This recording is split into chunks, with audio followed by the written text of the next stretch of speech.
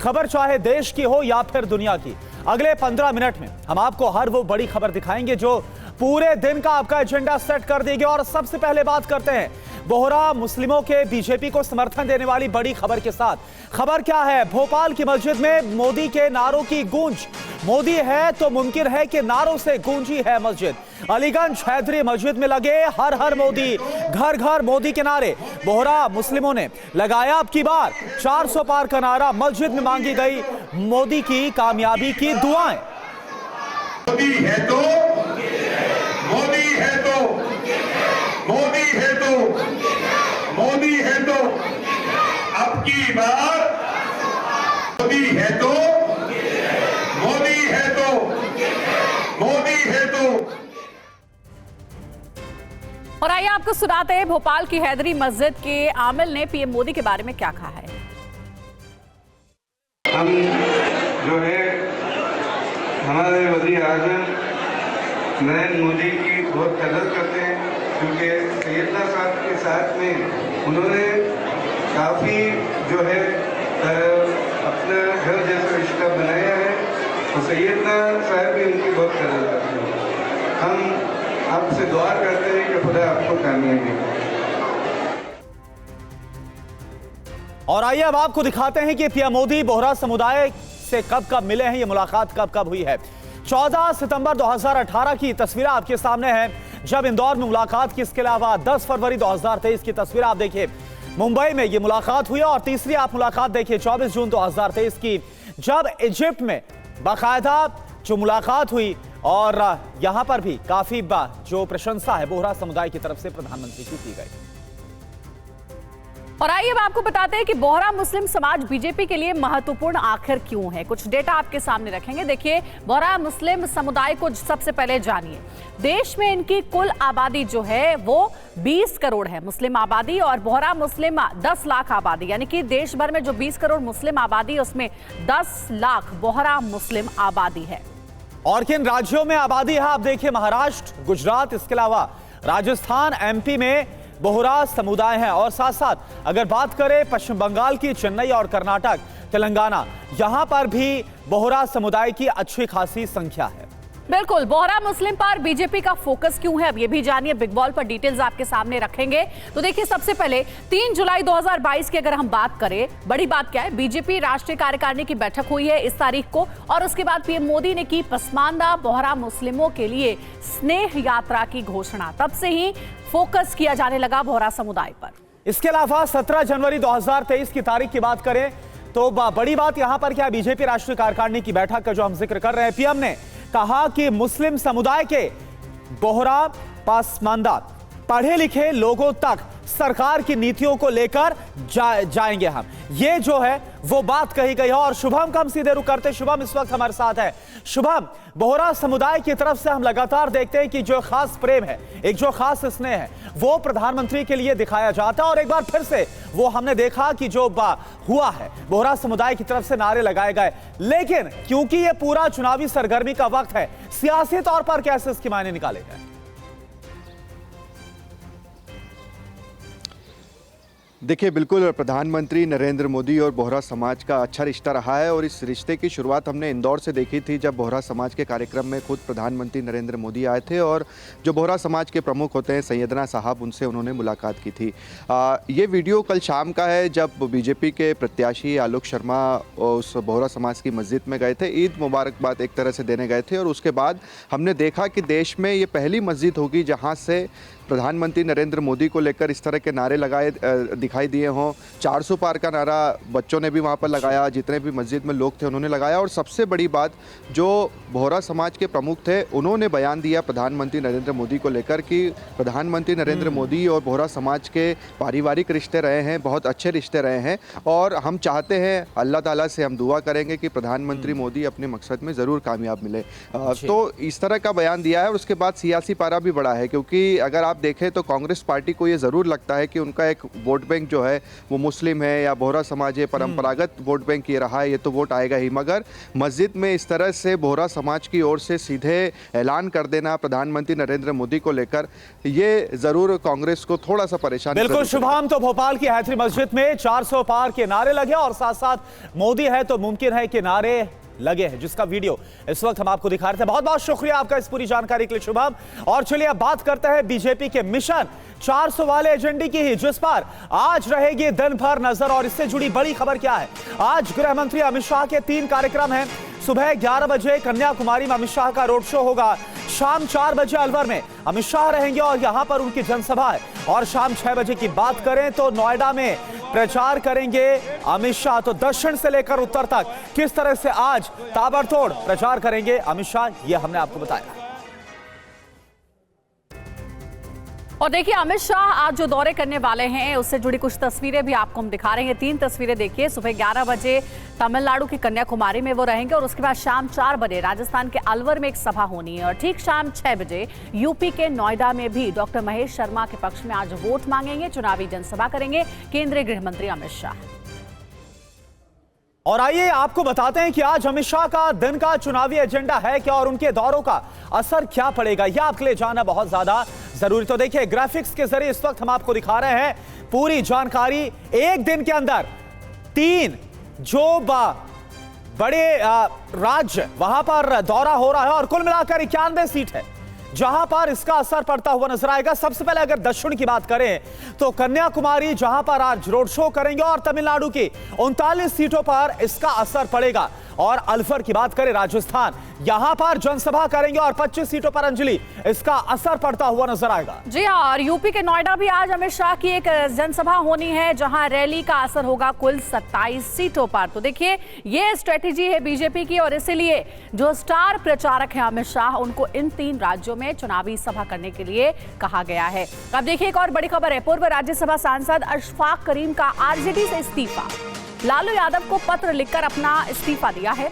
अशफाक ने लालू यादव पर आरोप भी लगाए हैं, मुसलमानों को हक नहीं देने का आरोप लगाया गया। ये देखिए यही वो लेटर है जो कि लालू यादव को लिखा गया है जिसमें अपना रेजिग्नेशन दिया है। और साथ ही साथ पूर्व राज्यसभा सांसद अशफाक करीम ने कहा है कि मुस्लिम समुदाय के लोगों को तवज्जो नहीं दी गई है। ज्यादा जानकारी के साथ हमारे सहयोगी रुपेश कुमार हमारे साथ जुड़ गए, उनसे बात करते हैं।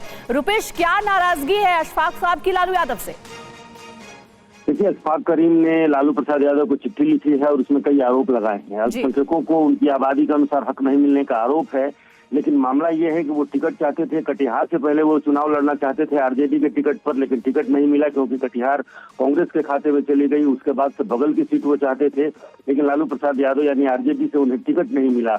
और सबसे अहम बात यह है कि जो अशफाक करीम ने इस्तीफा देने के बाद जो आरोप लगाया है, अशफाक करीम ने ये कहा है कि लालू प्रसाद यादव ने उन्हें कटिहार से निर्दलीय चुनाव लड़ने को कहा था। इसका मतलब ये है कि लालू प्रसाद यादव पप्पू यादव के पूर्णिया से आरजेडी कैंडिडेट के खिलाफ चुनाव लड़ने से नाराज थे।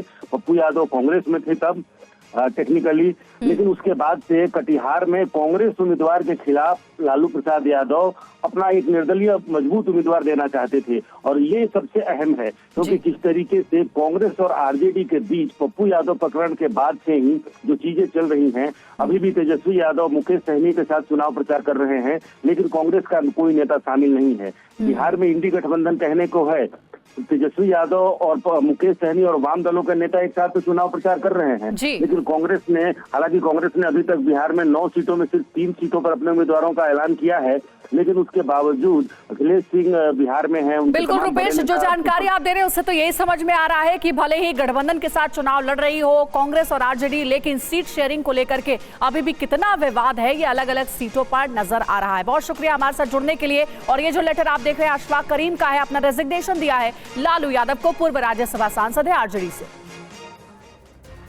और चलिए अब बात करते हैं दिल्ली शराब घोटाला मामले से जुड़ी एक बड़ी खबर की जो बनेगी आज पूरे दिन का एजेंडा। बड़ी खबर यह है कि दिल्ली शराब घोटाले में आज बीआरएस नेता के कविता से सीबीआई की पूछताछ होगी। आज सुबह 10 बजे के कविता से सीबीआई पूछताछ करेगी। के कविता पर 100 करोड़ रुपए आम आदमी पार्टी को देने का आरोप लगा है। 3 दिन की सीबीआई रिमांड पर है के कविता। तो के कविता के बारे में इंफॉर्मेशन आपको दे। शराब घोटाले में सीबीआई के कविता से कौन कौन से सवाल करेगी, हम आपको डिटेल में बताते हैं। बिग बॉल पर सारे सवाल रखेंगे। और देखिए, सबसे पहले जो सवाल नंबर 1 होगा वो ये कि इंडो स्पिरिट कंपनी से क्या कनेक्शन है के कविता का। दूसरा सवाल पूछा जाएगा, क्या बुच्ची बाबू अरुण पिल्लई के जरिए समीर महेंद्रू की कंपनी 65% हिस्सेदारी हासिल की है क्या।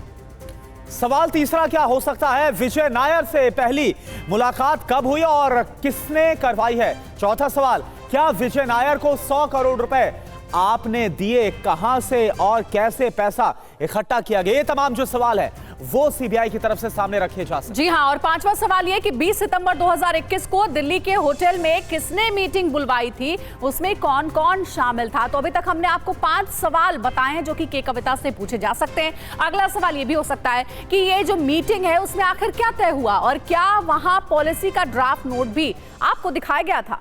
सातवां सवाल, फोन पर पहली बार मनीष सिसोदिया से बात कब हुई और किसके जरिए ये बात करवाई गई। ये 7वां सवाल हो सकता है जो कि बीआरएस लीडर के कविता से हो सकता है। और 8वां अहम सवाल, विजय नायर से बातचीत के बाद अरविंद केजरीवाल से क्या मुलाकात हुई थी के कविता की। जी हां, और अगला सवाल यह कि गोवा में हवाला के जरिए आरोपी राजेश जोशी ने 11 करोड़ रुपए भेजे थे, क्या आपको इस बात की जानकारी थी।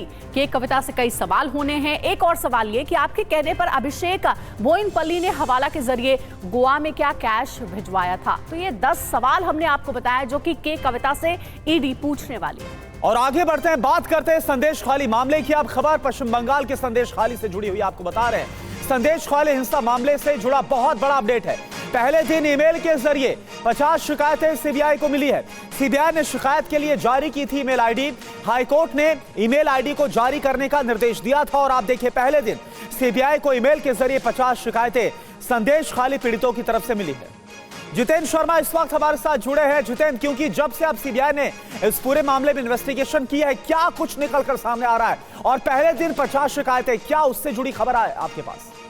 जी बिल्कुल, देखिए 10 अप्रैल को ही हाईकोर्ट ने आदेश जारी किया था कि संदेश खाली मामले में जो महिलाएं हैं और जो जमीन से जुड़े मामले हैं उनको लेकर बकायदा एक ईमेल आईडी जारी की जाए, क्योंकि लोग और महिलाएं अभी भी वहां के बुरे तरीके से डरे हुए थे। इसी डर को निकालने के लिए बकायदा एक ईमेल आईडी जारी करवाई गई थी सीबीआई से और उसमें पहले ही दिन तकरीबन 50 से ज्यादा जो ईमेल्स हैं, जो शिकायतें हैं, वो अब तक सीबीआई को मिल चुकी हैं। और उन्हीं ईमेल्स के आधार पर, उन्हीं शिकायतों के आधार पर अब सीबीआई अपनी तफ्तीश को आगे बढ़ा रही है। तो फिलहाल अभी 50 महिलाओं की कंप्लेंट मिली है और सीबीआई को उम्मीद है कि आने वाले वक्त में और भी महिलाएं जो अभी भी डरी हुई हैं वो सामने आ सकती हैं। जी बिल्कुल जितेंद्र, तो कलकत्ता हाईकोर्ट के निर्देश के बाद सीबीआई इन्वेस्टिगेशन की शुरुआत और पहले ही दिन 50 से ज्यादा शिकायतें मिली हैं, जो खबर सामने आ रही। शुक्रिया आपका।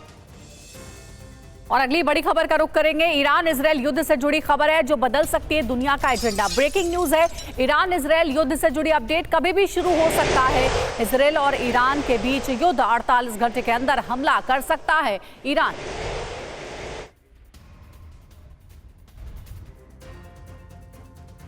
और इसी से जुड़ी एक और बड़ी खबर यह है कि दमिश्क में ईरानी वाणिज्य दूतावास पर हमले के बाद मध्य पूर्व में तनाव विस्फोटक मोड़ पर आ चुका है। ईरान ने इजरायल से बदला लेने की कसम खा ली है। वहीं अमेरिकी एजेंसी दावा कर रही है कि अगले कुछ ही घंटों में इजरायल के ऊपर ईरान बहुत बड़ा हमला कर सकता है, जिसके बाद मिडिल ईस्ट में टेंशन बढ़नी तय मानी जा रही है। तो ईरान की तैयारी पूरी है, उसका क्या प्लान है, हम आपको एक एक अपडेट देते हैं। ईरान का विस्फोटक प्लान तैयार हो चुका है। हमले के लिए 100 ड्रोन भी तैयार कर लिए गए हैं और सिर्फ इतना ही नहीं बल्कि दर्जनों मिसाइलें रेडी टू अटैक मोड पर रखी गई हैं। करुणा बिल्कुल, और इसके अलावा खबर यह है कि ईरान किसी भी वक्त मिसाइल लॉन्च कर सकता है। इजरायल के खिलाफ छोटे छोटे हमले का प्लान भी ईरान की तरफ से तैयार किया गया है। और सिर्फ इतना ही नहीं, खामेनेई से हमले का प्लान भी साझा किया गया है, शेयर किया गया है। ये रिपोर्ट जो है वो WSJ की रिपोर्ट है। खामेनेई अटैक का प्लान का आकलन भी कर रहे हैं। अटैक का फाइनल फैसला कभी भी हो सकता है, ये रिपोर्ट कहती है। तो देखिए, 48 घंटे में महाविध्वंस की पूरी तैयारी कर ली गई है। और अब आप ये भी जान लीजिए, इजरायल ईरान के बीच होने वाले इस महाविध्वंस के पीछे की असल वजह क्या है। दरअसल 1 अप्रैल की तारीख थी। 1 अप्रैल को दमिश्क में ईरानी एम्बेसी के पास एयर स्ट्राइक होती है और इसमें ईरान के 2 टॉप आर्मी कमांडर समेत 13 लोगों की मौत हो जाती। जी हां, आगे जानकारी है कि हमले के लिए ईरान ने इजरायल को जिम्मेदार बताया था और ईरान ने इजरायल को बदला लेने की धमकी भी दी थी। इजराइल ने जीपीएस नेविगेशन सिस्टम को बंद किया। इजराइल ने अपने सैनिकों की छुट्टी को कैंसिल कर दिया है। कई शहरों में एंटी बॉम्ब शेल्टर्स को शुरू किया गया, यानी कि किसी भी वक्त ये जो तनाव है वो विस्फोटक मोड़ ले सकता है। जी हाँ, एक और अपडेट है। ईरान इजराइल तनाव के बीच भारत की एडवाइजरी है, नागरिक ईरान इजराइल ना जाए। विदेश मंत्रालय की ओर से यह एडवाइजरी जारी की गई है, अगले नोटिस तक यात्रा ना करें। विदेश मंत्रालय का कहना है भारत समेत 10 देशों ने जारी की है ट्रैवल एडवाइजरी।